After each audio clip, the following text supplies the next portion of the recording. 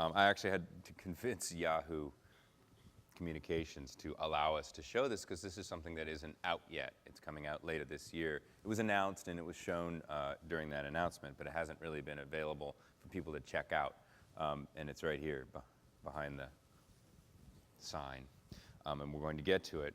And it's the work of a team of folks led by our next conversant, Blake Irving, who is the EVP and Chief Product Officer of Yahoo. So let me bring him out, and we'll have a chat. Blake? Welcome. So Blake ran into an old pal back there, because he was happily on the beach that Mitch Matthews is now going to, having left, what, a 10 or 15-year career at Microsoft? Yeah, 15 years. 15-year career at Microsoft.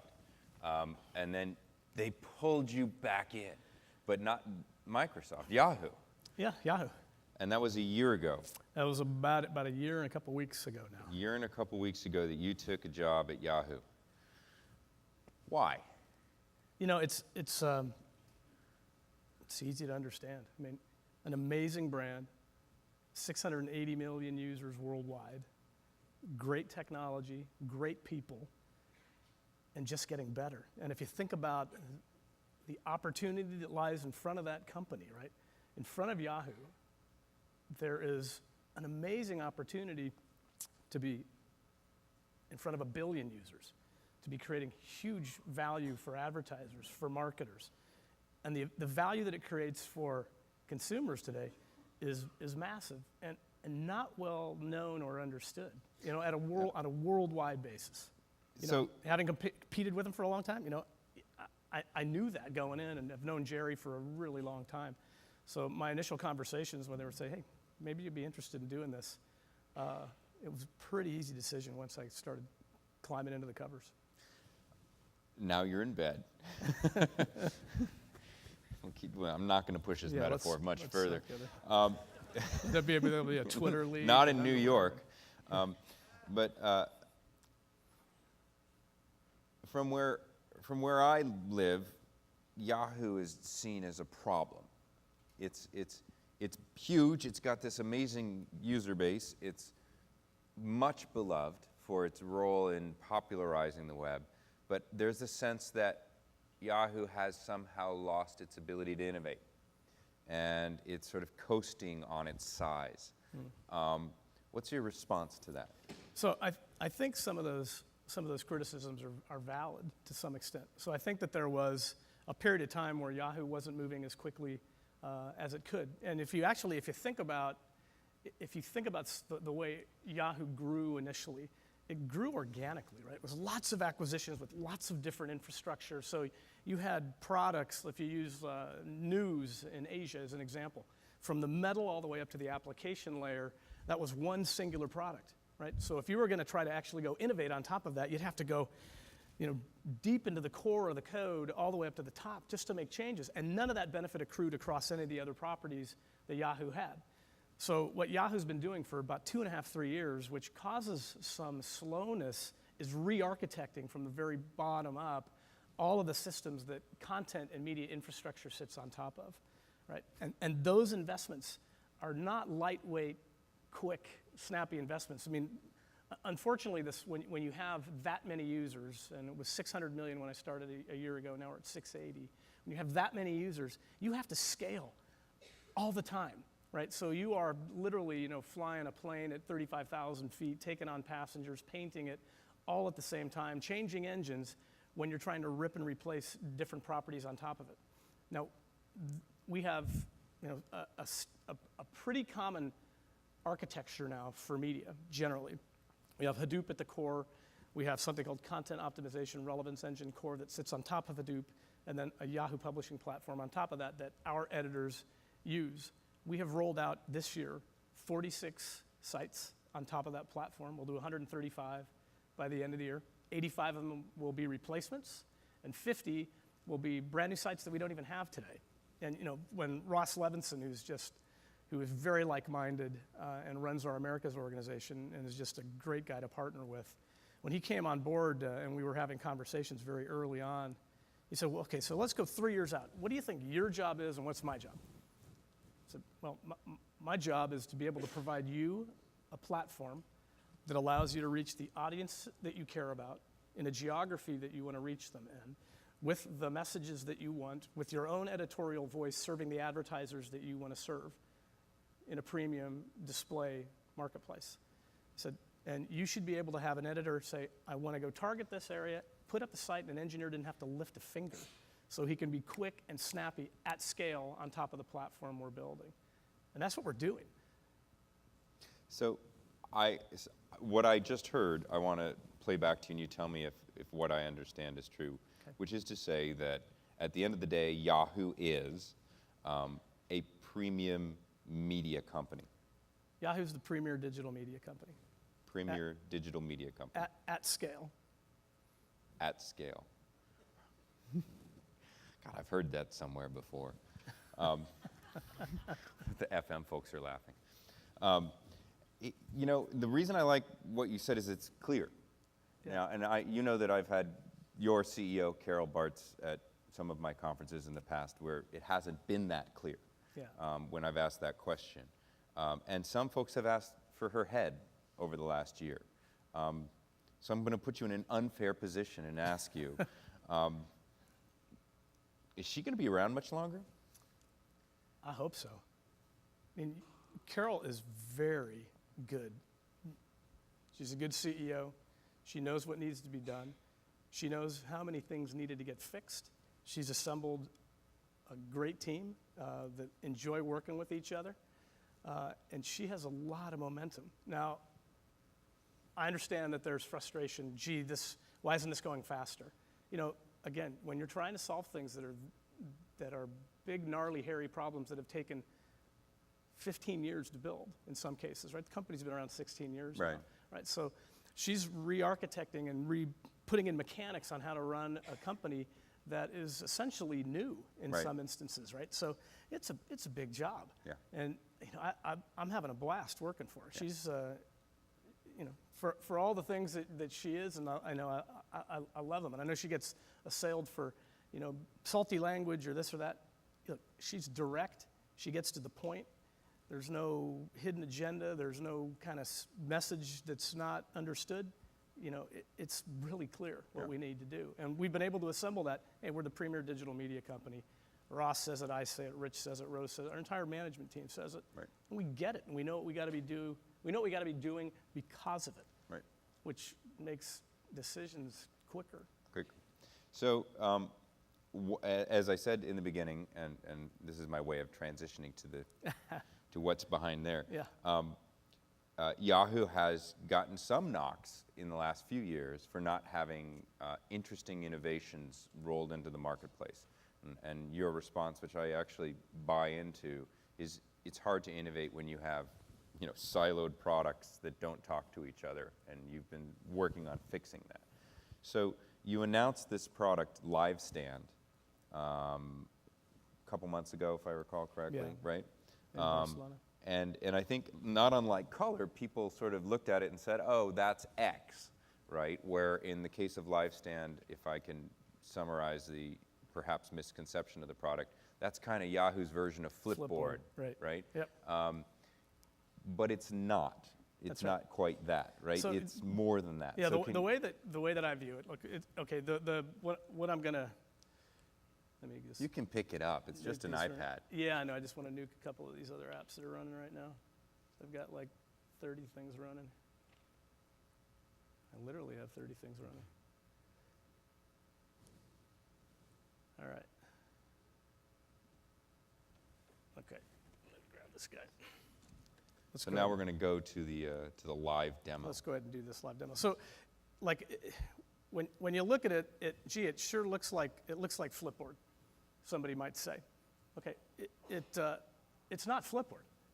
This is a view into an ecosystem that I described earlier, a Hadoop cloud that manages 400 million events every 10 minutes, a content optimization engine that works for PC, tablet, phones, etc. Right? So this is just a view into that back-end infrastructure that works today for a lot of the things we do, right?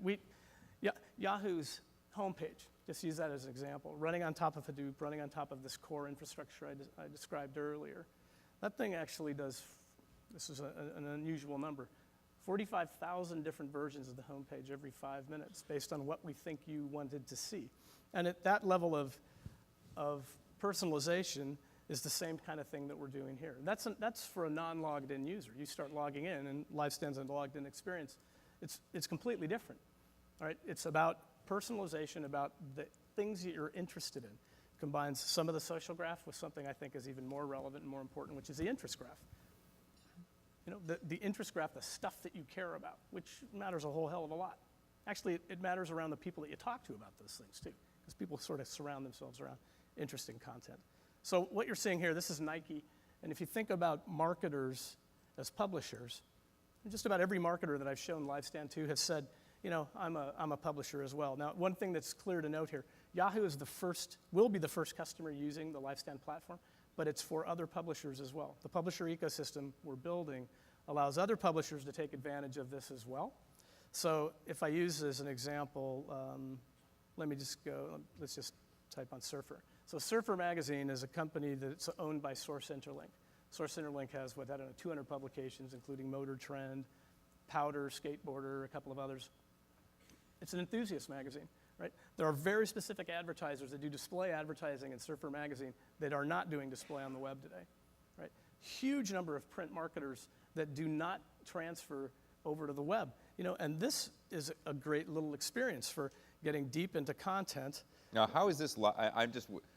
How is this LiveStand? Like, this looks like a nifty iPad app. Well, so what's the LiveStand part of it? So the LiveStand part of it is all of the content lives in our back end. So if you think of Surfer Magazine, publishing content, pushing that content into our grid, having the algorithms and the math and the science that we use to personalize and match other stories with it. So for instance, if I'm a surfer and you know that I happen to live in the central coast of California, the information that you're going to serve up for me might be different than somebody who's on the Outer Banks of South Carolina, because you know that's where I'm from. You know the places that I shop are going to be Central Coast Surf Shop or San Luis Surf Company or whatever they are, which is different than the Outer Banks or different than Florida, right?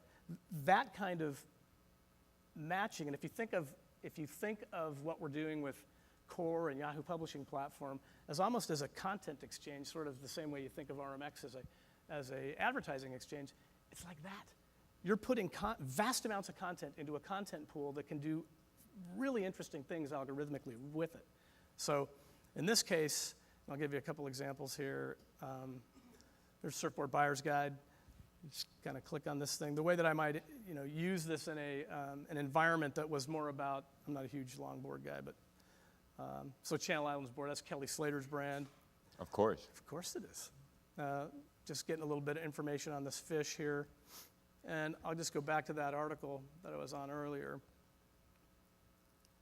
by Local Surf Global. Another thing to point out, this is HTML5, right? So one of the things that publishers, sorry about that, us being a publisher is important to us. We want to publish once and have it go as many places as we can. So we're trying to do a shell with HTML5 inside it so we don't have to write just to iOS or just to Droid. And that HTML5 implementation allows us to take it to other devices like phones, Droid phones, PCs, TVs, and it's more of a four-screen content backend. So again, think of that grid, think of Core, think of the Yahoo Publishing Platform as what drives LiveStand, right? LiveStand, as you see it here, is something that's interesting on this device. You'll see LiveStand in other places as well. Use an example of an HP ad and how different advertising is on a device like this, where you can actually do things that are way different in terms of ads. Like if that happened on my PC, I would have been pissed because it would have been an interstitial, it would have taken over my screen. On this thing, it's kind of fun and engaging, and I'm getting a kick out of it. No, it's just different. And if I let's just go into LiveStand for a minute. So this is what I've chosen to have in my library. Forbes 400.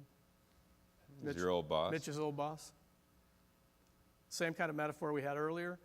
And again, if you think about the tablet, I know that people tend to take the tablet and the phone and say, oh, that's mobile, right? Well, so is your laptop, right? This is different, right? The way that, if you think about bringing marketers into the equation, one of the big issues that exists today is how many brand dollars are actually moving over to the web. And you can make an argument that says brand dollars aren't moving over to the web today because there's really no device that is really suitable or an experience that's suitable for brand advertisers. That is not the case on this device. I mean, there's been 2 devices that have been made for content consumption primarily. The TV, it's doing pretty well. It's where the brand dollars are. And the tablet. Phone is an input device. That's what it's for primarily.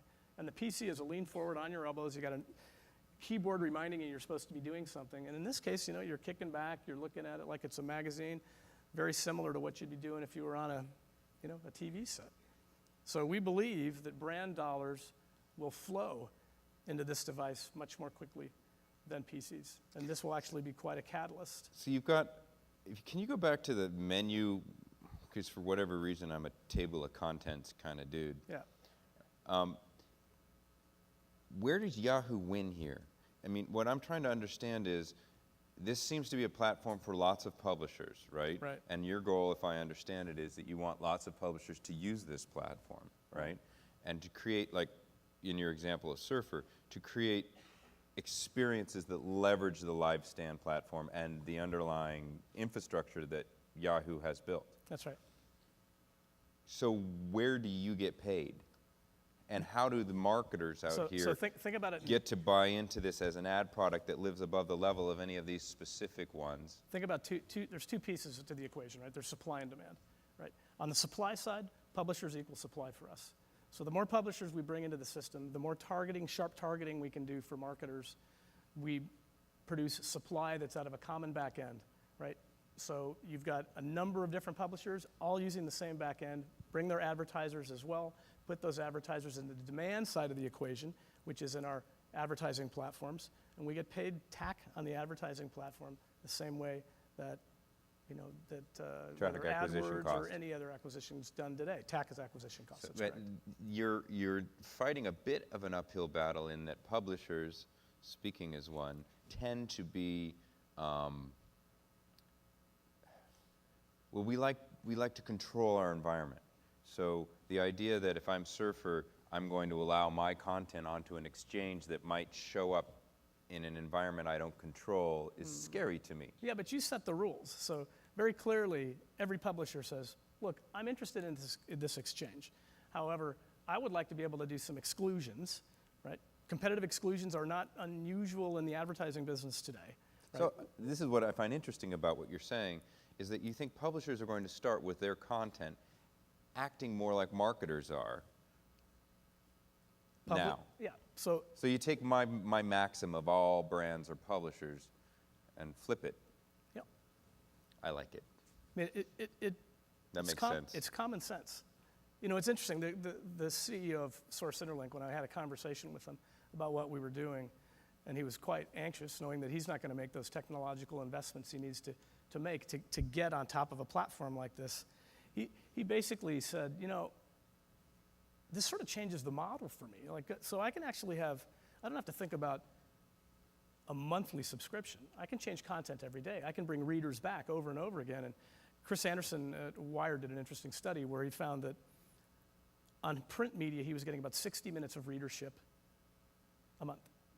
On the PC, he was getting about 5 minutes of readership a month. On the tablet, he was getting about 100 minutes of readership a month. Not just because it's a more engaging device, but because the way you publish is different. You can bring back people every day with fresh content. Right. Which is frankly different. There's a ad about a Miata, and I'll just say another thing that's different about it from a branding perspective. Okay, there's a rich brand ad. If that happened on my PC and you did a takeover, I'd be pissed. It'd be an interstitial. I'm like, what happened to the rest of my PC? I had other apps running. This is a different environment on the Droid and on the Right. iPad. When will this be out and all of us can start to play with it and or buy on it? Quality first. So quality first, and I'll just Date. make it date. Well, so you're gonna see it early fall. Early fall. All right. So, but let me make a couple statements. Performance we've seen a number of these applications kind of get out the door and have some performance issues. And this is HTML5. We're trying to make sure that it's as performant as possible. So we're making sure that when this thing goes out, you'll have it earlier than that, you personally. Oh, I'll write it up. Everyone watch my site. We only have a little bit of time. Please, questions for the Chief Product Officer of Yahoo. Raise your hand. It's hard to see you out there. There's one over here.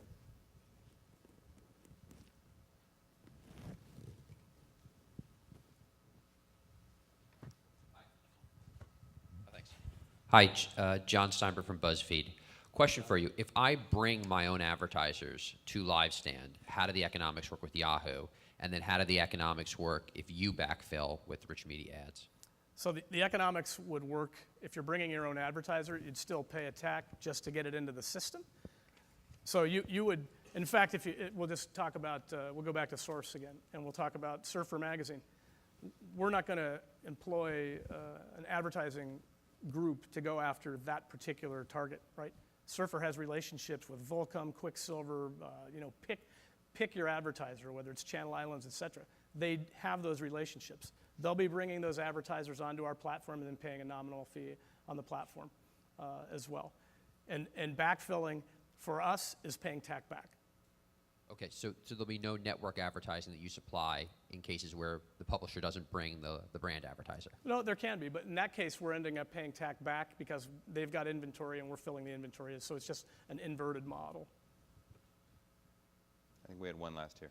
Hi, Susan Musla, Touch Me Infopods. I have a question for you in screen size and conversion rates. Okay. When you see a BlackBerry screen size and then you see a new Infuse screen size, or you see something on a tablet, or you see something on the web, has there been any studies on conversion rates?